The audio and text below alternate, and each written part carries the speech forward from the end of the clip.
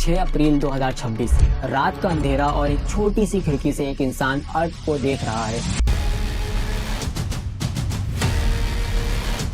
और वो अर्थ जो अब सिर्फ एक रोशन आर्क की तरह नजर आ रही थी डार्क स्पेस में, और फिर वो अर्थ होराइजन के पीछे चली गई।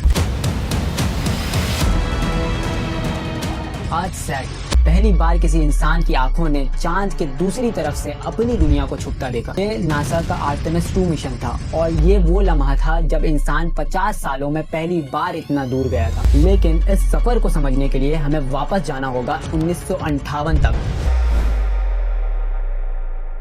जब एक आइडिया डिस्कवर होता है जो अमेरिका को आसमानों का बादशाह बना देता है। 1957 में सोवियत यूनियन ने स्पुतनिक लॉन्च किया, दुनिया का सबसे पहला आर्टिफिशियल सैटेलाइट। अमेरिका के लोग सो रहे थे और उनके कॉम्पिटिटर्स ने स्पेस में झंडा गाड़ दिया। जवाब में 29 जुलाई 1958 को यूएस प्रेसिडेंट ड्यूइट डी आइजनहोवर ने national aeronautics and space administration NASA की बुनियाद रखी। मिशन सिंपल था, स्पेस में अमेरिका को नंबर 1 बनाना। नासा का सबसे बड़ा प्रोग्राम मरकरी प्रोग्राम, जहां सिंगल एस्ट्रोनॉट्स स्पेस में भेजे गए। फिर आया जेमिनी प्रोग्राम, जहाँ एस्ट्रोनॉट्स ने स्पेस में काम करना सीखा। स्पेस वॉक्स की ये सब काम के लिए ग्राउंड वर्क था चांद पर जाना। 25 मई 1961 प्रेसिडेंट जॉन एफ कैनेडी ने कांग्रेस के सामने एक बोल्ड प्रॉमिस किया, we choose to go to the moon not because it is easy but because it is hard. Apollo program शुरू हुआ, गोल था डेकेड खत्म होने से पहले इंसान को चांद पर भेज दो। लेकिन पहले आई एक डिफिकल्टी।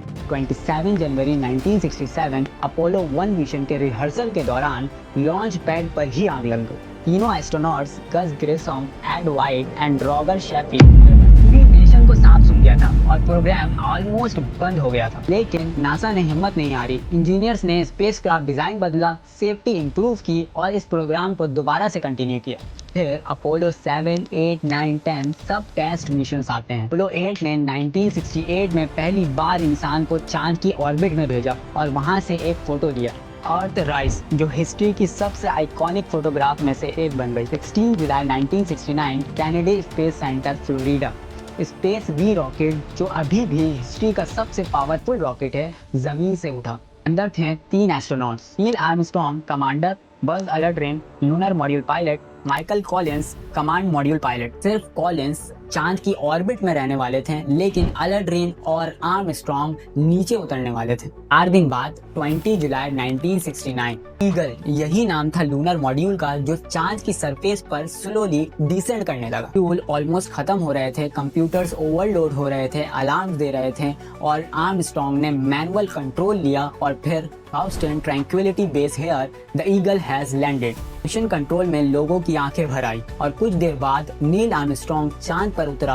और बोला, That's one small step for man, one giant leap for mankind। पूरी दुनिया ऑलमोस्ट 530 मिलियन लोग टीवी पर देख रहे थे और ये वो लम्हा था जब इंसान ने स्पेस की हद तोड़ दी। अपोलो 11 के बाद 5 और मिशंस ने चांद पर लैंडिंग की, लास्ट था अपोलो 17 और फिर 52 सालों की खामोशी। चांद पर जाना महंगा था, पब्लिक इंटरेस्ट कम था और पॉलिटिकल विल भी नहीं थी। डेकेड्स गुजर गए, फिर नासा ने 2017 में एक नए प्रोग्राम का अनाउंसमेंट किया।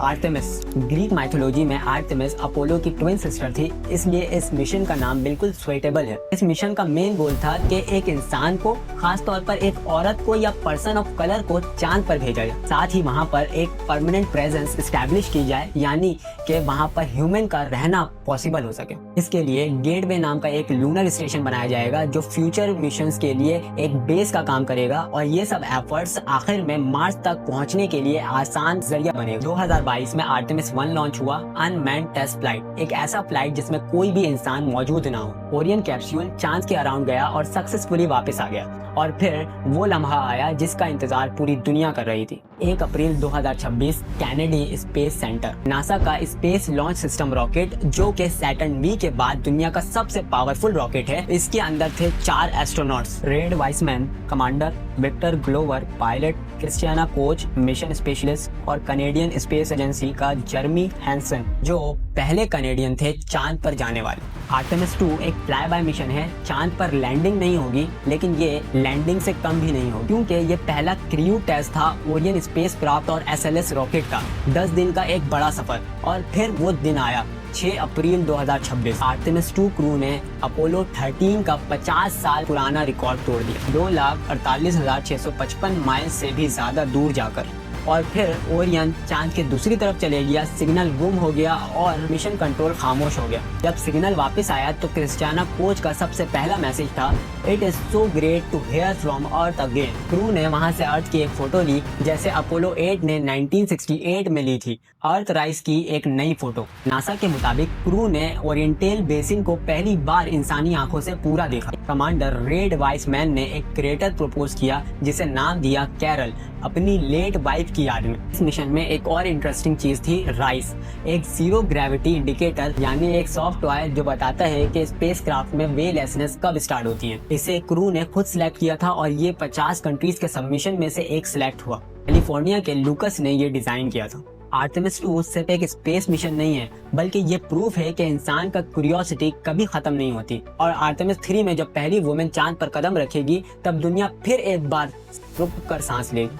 और ये अपोलो की लेगेसी है जो 52 साल बाद भी जिंदा है। अगर तुम्हें ये वीडियो पसंद आई है तो इसे लाइक करो, सब्सक्राइब करो और अपने दोस्तों के साथ इसे शेयर करो। मिलते हैं एक नए वीडियो के साथ, जब तक के लिए आप अपना ख्याल रखिए, मुझे दुआ में याद रखिए। अंटिल नेक्स्ट टाइम, अल्लाह हाफिज।